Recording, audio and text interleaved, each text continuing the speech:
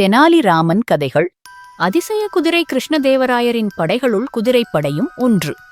குதிரைப்படையும் வலிமையுள்ளதாக இருந்தது.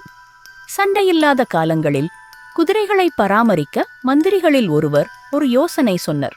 அதாவது, ஒரு வீட்டிற்கு ஒரு குதிரையையும் அதற்கு தீனி போடுவதற்கு ஒரு குறிப்பிட்ட தொகையும் கொடுக்கப்பட்டு வந்தது. அத்தொகையை பெற்றுக்கொண்டு குதிரையை நன்கு ஊட்டளித்து வளர்த்தனர். அதேபோல் தெனாலிராமனுக்கும் ஒரு குதிரை கொடுக்கப்பட்டது. ஆனால் தெனாலிராமனோ ஒரு சிறிய கொட்டகையில் குதிரையை அடைத்து வைத்து புல் போடுவதற்கு மட்டுமே ஒரு சிறிய தூவாரம் வைத்திருந்தான். அந்த துவாரத்தின் வழியாக புல்லை நீட்டியவுடன் குதிரை வெடுக்கென வாயால் காவிக்கொள்ளும். மிகவும் சிறிதளவு புல் மட்டுமே தினமும் போட்டு வந்தான். அதனால் அக்குதிரை எலும்பும் தோலுமாக நோஞ்சானாக இருந்தது.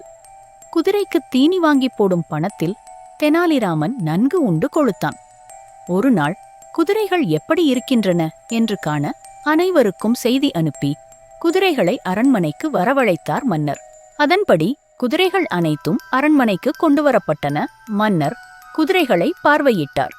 குதிரைகள் அனைத்தும் மிக திருப்திகரமாக இருந்ததால் மன்னர் மகிழ்ச்சியடைந்தார். அங்கிருந்த தெனாலிராமனை அழைத்து, உன் குதிரையை ஏன் கொண்டு வரவில்லை என மன்னர் கேட்டார்.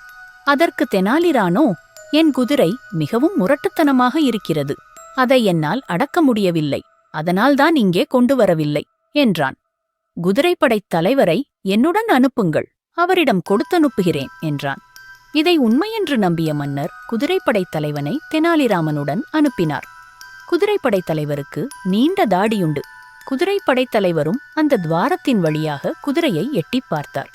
உடனே குதிரை அது புல்தான் என்று நினைத்து அவரது தாடியை கவ்வி பிடித்துக் கொண்டது. வலி பொறுக்க மாட்டாத குதிரைப்படைத் தலைவர் எவ்வளவோ முயன்றும் தாடியை குதிரையிடமிருந்து விடுவிக்க முடியவில்லை. இச்செய்தி மன்னருக்கு எட்டியது. மன்னரும் உண்மையிலேயே இது முரட்டுக் குதிரையாகத்தான் இருக்கும் என்று எண்ணி தெனாலிராமன் வீட்டுக்கு விரைந்தார். அங்கு குதிரையின் வாயில் குதிரைப்படைத் தலைவரின் தாடி சிக்கியிருப்பதை அறிந்து அந்த கொட்டகையை பறிக்கச் செய்தார். பின் குதிரையை பார்த்தால் குதிரை எலும்பும் தோலுமாக நிற்பதற்கு கூட சக்தியற்று இருந்ததைக் கண்டு மன்னர் கோபங்கொண்டு அதன் காரணத்தை தெனாலிராமனிடம் கேட்டார். அதற்கு தெனாலிராமன், இவ்வாறு சக்தியற்று இருக்கும்போதே குதிரைப்படைத் தலைவரின் தாடியை கவ்விக்கொண்டு விடமாட்டேன் என்கிறது. நன்கு உணவு ஊட்டி வளர்த்திருந்தால் குதிரைப்படைத் தலைவரின் கதி அதோ கதிதான் ஆகியிருக்கும் என்றான். இதைக் கேட்ட மன்னன் கோபத்திலும் சிரித்துவிட்டார். பின்னர் தெனாலிராமனை மன்னித்துவிட்டார்.